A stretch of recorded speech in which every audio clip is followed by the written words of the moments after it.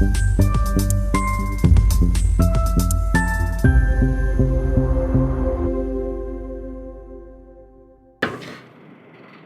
मित्रांनो.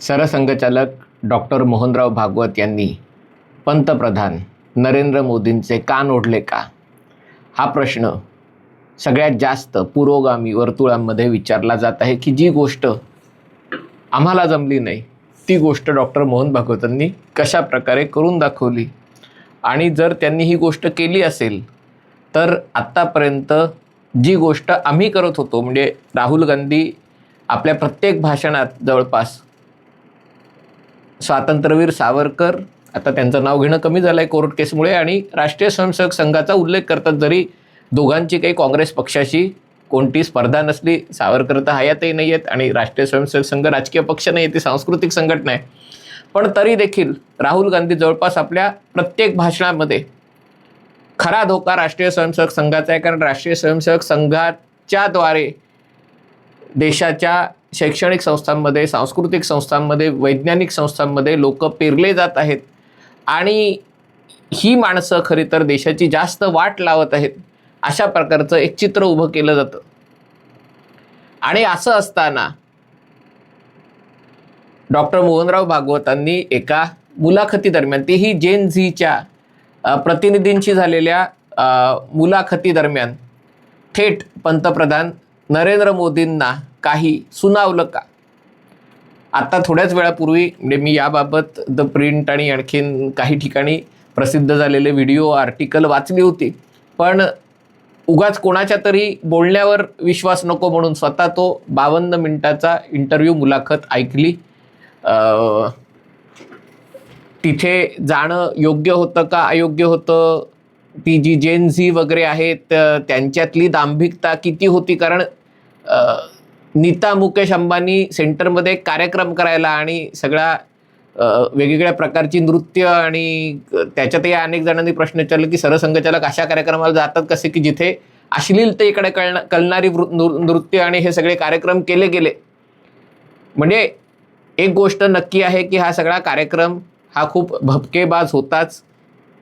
कोट्यावधी रुपये खर्च करून हा जेन झी संवाद आयोजित केला होता. तो कोणी केला होता याची कल्पना नाही. कदाचित त्याच्यामध्ये डॉक्टर मोहनराव भागवतांचा रोल फक्त त्यांना मुलाखतीसाठी विचारलं आणि त्यांनी मुलाखत दिली एवढाच असावा, परंतु तो विषय नाही आहे.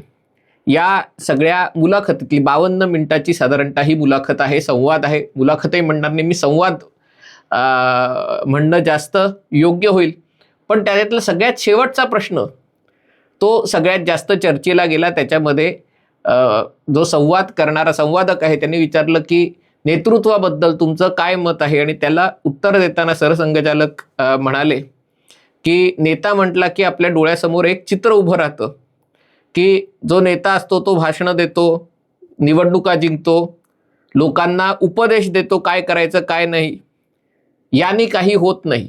म्हणजे जो नेत्याचं जे चित्र असतं तो या गोष्टी करतो, पण हे काही नेतृत्व नाही. जो खरा नेता असतो तो पडद्यामागे राहतो, ते समाजात आतमध्ये काम करतो आणि नवीन नेतृत्व तयार करतो.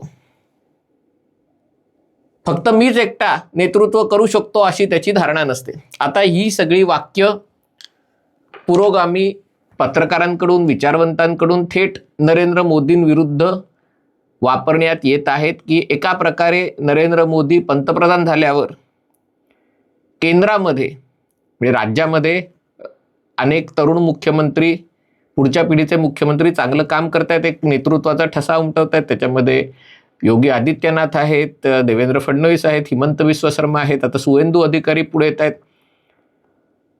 पण केंद्रामध्ये कुठेतरी असं चित्र झालंय की पहिल्या क्रमांकावर नरेंद्र मोदी, दुसऱ्या क्रमांकावर अमित शहा, आणि मग डायरेक्ट पुढचे 10 क्रमांक कोणीच नाही. आणि जे मोदींच्या पहिल्या मंत्रिमंडळातलं चित्र होतं, सुषमा स्वराज, अरुण जेटली, अनंत कुमार, व्यंकय्या नायडू, मनोहर पर्रिकर, जे स्टॉलवर्ड्स होते, जे लोकांमधून निवडून आले होते, जे स्वतः नेते होते, त्यांची जागा आता निवृत्त सरकारी अधिकाऱ्यांनी घेतली. म्हणजे जयशंकर कितीही थोर असतील तरी ते सनदी अधिकारी आहेत. अश्विनी वैष्णव ही सनदी अधिकारी होते आणि नंतर त्यांनी कॉर्पोरेट क्षेत्रात काम केलं होतं. हरदीप सिंग पुरी सनदी अधिकारी आहेत. निर्मला सीतारामन लोकनेत्या नाहीये, त्या महिला कार्यकर्त्या आहेत. आणि त्यामुळे असा आरोप केला जातो की कुठेतरी नरेंद्र मोदींचं पहिलं कॅबिनेट, दुसरं कॅबिनेट, तिसरं कॅबिनेट, तिसऱ्या कॅबिनेटमध्ये नेत्यांची संख्या, नितीन गडकरींची काय अवस्था झालेली आहे सगळ्यांना माहिती. आणि त्यामुळे ज्याला नेता म्हणता येईल असा कोणीच नाहीये. राजनाथ सिंग त्यांच्या क्षेत्रात असतात, ते एकच अशी व्यक्ती आहेत. आणि दुसरी व्यक्ती आहे जी पूर्णपणे 100% सेफ आहे, ती म्हणजे रामदास आठवले. कोणतंही सरकार, भाजपाला 300 जागा मिळत किंवा 240 जागा मिळत किंवा 430 जागा मिळत, आपलं मंत्रिपद कायम राहणार हे माहीत असलेली फक्त एकच व्यक्ती असते, ती म्हणजे रामदास आठवले. बाकी कोणालाही आपल्या मंत्रिपदाची गॅरंटी नाहीये. आणि त्यामुळे हा जो शेवटचं वाक्य होतं की जो नेता असतो तो नवीन नेतृत्व तयार करतो, हे कुठेतरी मोदींबद्दल बोललंय असा एक चर्चेचा सूर त्याच्यामध्ये दिसून आला. दुसरं, जसं म्हटलं की त्याच्यात म्हटलं की नेता म्हटलं की लोकांसमोर एक चित्र येतं की भाषण असतं, लोकांना उपदेश असतो, तुम्ही हे करा, तुम्ही ते करा. त्याचा असा अर्थ काढला जातोय की पंतप्रधान नरेंद्र मोदी किंवा नरेंद्र मोदी पंतप्रधान झाल्यापासून जो संवाद असतो, तर संवाद म्हणजे काय, तर या सगळ्या पाकिट पत्रकारांना मुलाखती देणं, तो संवाद हरपलाय. पुरोगाम्यांचं म्हणणं असतं नरेंद्र मोदी ज्या मुलाखती देतात त्या सगळ्या पाकिट पत्रकारांनाच देतात, गोदी मीडियाला देतात. कारण अक्षय कुमार, मग ते आंबे कसे गोड होते वगैरे अशा प्रकारच्या मुलाखती करणं हा सगळा निवडणुकांच्या आधीचा शो ऑफचा भाग असतो, याच्यामध्ये कोणतीही मुलाखत नसते. ट्रम्प जशी पत्रकार परिषद घेतात किंवा नेतान्याहू जशी पत्रकार परिषद घेतात किंवा अगदी देवेंद्र फडणवीस सकाळ संध्याकाळ जिथे कुठे असतात तिथे पत्रकारांचा गराडा असतो आणि उत्तरं देतात, तसं मोदी पत्रकारांशी बोलत नाही. हा एका प्रकारे संवादाचा अभाव आहे की लोकांना प्रवचन देणं हा त्याचा अर्थ काढला जातो. तिसरा याच्यामधला मुद्दा आहे की जो खरा नेता असतो तो पडद्या मागे राहून काम करतो, म्हणजे तो सातत्याने लोकांच्या समोर येत नाही. आणि कुठेतरी जे एक असं चित्र झालंय की नरेंद्र मोदी हे सगळ्या स्वच्छता दूत नरेंद्र मोदी, पाकिस्तानला हरवणार नरेंद्र मोदी, नंतर जे काही म्हणजे भारतात परकीय गुंतवणूक आणणार नरेंद्र मोदी, म्हणजे एक व्यक्ती कुठेतरी सगळ्या मंत्रिमंडळाचं काम ती व्यक्ती करते. आणि म्हणून मोहन भागवतांनी त्यांना असं सुचवलं की बघा बाकीच्यांना पण संधी द्या, सगळं तुम्हीच करताय असं दाखवायची गरज नाहीये. बाकीचे मंत्री काय फक्त लाल दिव्याची गाडी घेऊन फिरणार की काय दिल्लीमध्ये, हे असं सगळं चर्चेचा विषय आहे. आणि म्हणून त्याच्याबद्दल चर्चा करणं आवश्यक आहे. कारण एका 52 मिनिटाच्या संवादातनं फक्त 2-2.5 मिनिटं त्यातली स्वतःच्या सोयीने घेऊन, कदाचित आणखी नाही 2-3 ठिकाणी मिळून 4-4.5 मिनिटाचा कंटेंट स्वतःला हवा तसा उचलून की बघा हा संवाद मोदींना एक संदेश देण्यासाठी होता, मोदींचे कान ओढण्यासाठी होता. नुकतीच गुरुपौर्णिमा झाली आणि अजूनही गुरुपौर्णिमेचे उत्सव सुरू आहे. आणि एका प्रकारे संघाने म्हणजे गुरुनी आपल्या शिष्याचे कान ओढले, कान टोचले, जे काही म्हणता येईल ते. मला असं वाटतं की असा निष्कर्ष सर्वता काढणं योग्य होणार नाहीये. कुठेतरी जी जाणीव सरकारला झालेली नाहीये ती जाणीव संघाला झालेली, आणि ही जाणीव फक्त भारतापुरती मर्यादित नाहीये. जागतिक परिस्थिती जर बघितली तर एक अस्थिरता सगळीकडे दिसते. अनेक ठिकाणी प्रस्थापित राजकीय पक्ष मोडकळीस आलेले आहेत. अगदी ब्रिटनमध्ये दोन्ही राजकीय पक्ष त्यांना 100 वर्षाचा इतिहास आहे, मोडकळीस आलेले आहेत, नवीन पक्ष तयार होत आहेत. फ्रान्समध्ये नवीन पक्ष तयार होत आहेत. अमेरिकेमध्ये डेमोक्रेटिक पक्षामध्ये ज्या प्रकारचं नेतृत्व पुढे येतं हे सगळे कम्युनिस्ट, एका प्रकारे हे कम्युनिझमशी साधर्म्य असणारे लोक आहेत, इस्लामिस्ट आहेत. हे कशामुळे होत आहे हे समजून घेणं आवश्यक आहे. आणि हे समजून घ्यायचं असेल तर कुठेतरी मी याला सगळ्यांना जेन झी म्हणणार नाही, कारण जे जेन झी म्हणून आपल्या समोर येतात ते अतिशय संपन्न घरातले, आईवडिलांचे एकुलते एक किंवा 2 मुलं असलेले, वर्षातनं 2 सुट्ट्या परदेशात जाणारे, जसे सौरव दास हे काही प्रतिनिधी असू शकत नाही ज्याचं महिन्याचं भाडं 9 लाख आहे. किंवा अभिजित दिपकेचं जे घर बघितलं छत्रपती संभाजीनगरचं, ते कोणा 60,000 रुपयावर काम करणाऱ्या माणसाच्या ते घर असावं असं वाटत नाही. म्हणजे फक्त तेवढंच उत्पन्न असलेल्या माणसाचं घर असावं असं वाटत नाही. आणि त्यामुळे ही जी मंडळी आहेत ती काही जेनझीची प्रतिनिधी आहेत का नाहीत हा विषय नाही. पण ही जी तरुण पिढी आहे जी आत्ता त्यांनी जेन अल्फा वगैरे म्हटलं. आमच्या याला असं मी काही जेन एक्स आहे का वाय हेच मला आठवत नाही, कारण आमच्या याला असं कोणी असं काही असतं हेच मला जेव्हा कळलं की असं काही असतं तेव्हा आमचं वय निघून गेलं होतं. म्हणजे जेव्हा जेन झी आली तेव्हा मला कळलं की अरे एक जेन एक्स पण असते, एक जेन वाय पण असते, एक मिलेनियल्स पण असतात. म्हणजे मी बहुतेक जेन एक्स आहे हे मला ते पिढी पार झाल्यावर 20 वर्षांनी कळलं. आता काही ते म्हणजे आता ते काही साजरं करण्यासारखं काही उरलं नाही. पण सांगायचा मुद्दा हा आहे की कुठेतरी आर्टिफिशियल इंटेलिजन्स, वातावरणातील बदल, युद्ध, दहशतवाद याच्यामुळे आज जी पिढी 15 ते 25 वर्षाची आहे त्यांच्या समोर हा प्रश्न आहे की मी आयुष्यातली पुढची 40 वर्ष काय करावं, कोणती नोकरी करावी, धंदा करायचा तर कशाचा धंदा करावा. कारण सगळे उद्योगच इतक्या वेगाने, म्हणजे मी दुकान टाकलं तर दुकान टाकूनही माझं दुकान चालेल का, कारण तंत्रज्ञान एवढ्या वेगाने बदलतंय. होम डिलिव्हरीचं सगळी व्यवस्था आली आणि मी त्याच्यात बदललं नाही तर मी त्याच्यामध्ये नामशेष होईल, ही जी भीती आहे. आणि मग त्या भीतीमुळे या पिढीचं राजकारणातलं प्रतिनिधित्व बदलत आहे, त्यांच्या मतदानाचा विचार बदलत आहे. आणि हा खरं तर सगळ्या प्रस्थापित राजकीय पक्षांना, डाव्या उजव्या सगळ्यांनाच हा धोक्याचा इशारा आहे.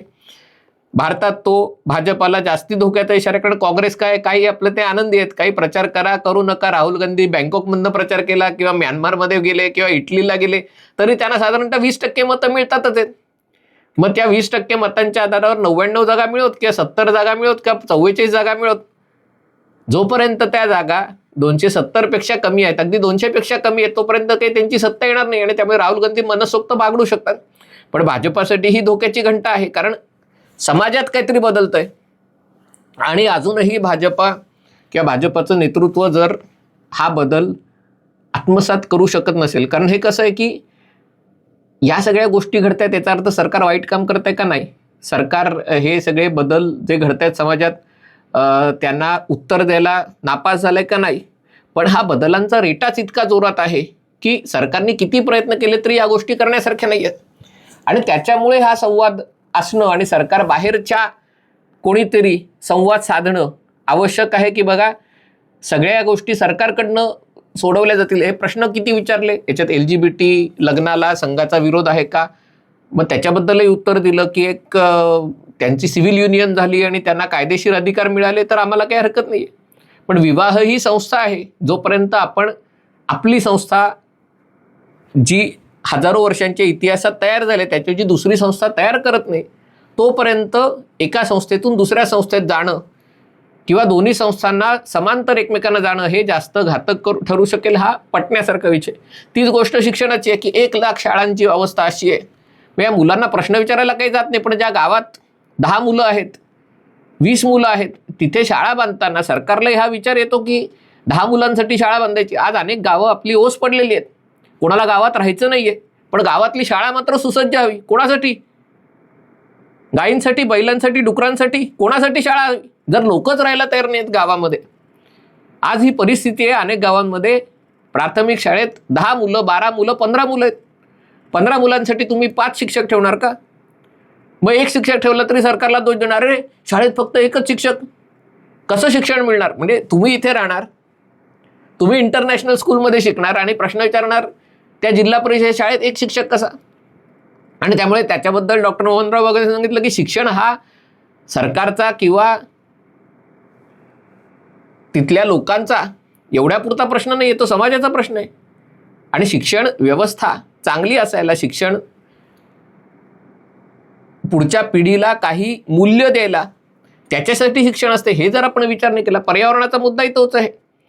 ही जी सगळी पिढी आहे त्यातली बरीच जण त्यांनी अगदी न बोलता या पिढीच्याही थोड्याशा कानपिचक्या दिल्या की तुम्ही जर दिवसाचे 45 मिनिटांनी 1 तास शॉवर घेणार असाल आणि मग तुम्ही पर्यावरणाचा किती ऱ्हास होतोय, पाण्याचं किती प्रदूषण होतंय याच्यावर गहन चिंता व्यक्त करणार असाल तर तो अधिकार तुम्हाला आहे का? 15 मिनिटात आपण शॉवर घेऊ शकत नाही का? लोक अर्ध्या बादलीतही आंघोळ करू शकतात, हे लोकांनी दाखवून दिलंय. अर्धी बादलीने पण 2 बादल्यांमध्ये आंघोळ करतात. पण तुम्ही आंघोळ पाऊण तास करणार शॉवर सलग ठेवून, वर्षातनं विमानातनं 15 वेळा प्रवास करणार आणि मग म्हणणार विमानाने केवढं प्रदूषण होतं. म्हणजे हा जो दांभिकपणा आहे, हा दांभिकपणा सगळ्यांच्या आयुष्यात आहे. आणि म्हणून माझं एक व्याख्यान झालं या परिवर्तनाबद्दल. मी तेच म्हटलं की मला तुम्हाला बोलायचा अधिकारच नाही, कारण मी स्वतःच जर काही गोष्ट करत नसेल तर अमुक एक गोष्ट करा हे सांगायचा मला तुम्हाला सांगायचा माझा अधिकार नाही. पण त्याच्यामुळे होतं काय, अशा गोष्टींबद्दल अधिक खुलेपणाने बोलून स्वतःच्या जर काही चुका असतील, समाजाच्या जर काही चुका असतील तर त्या मान्य करून तुम्ही समोरच्याचा जो राग आहे तो सौम्य करू शकता, थंड करू शकता, त्याच्या मनातल्या प्रश्नांची उत्तरं नाही मिळणार. पण त्याला निदान याची जाणीव होईल की तुम्ही ज्याच्याशी बोलताय तो काहीतरी मान्य करायला तयार आहे की ह्या सगळ्या गोष्टी नाही होत.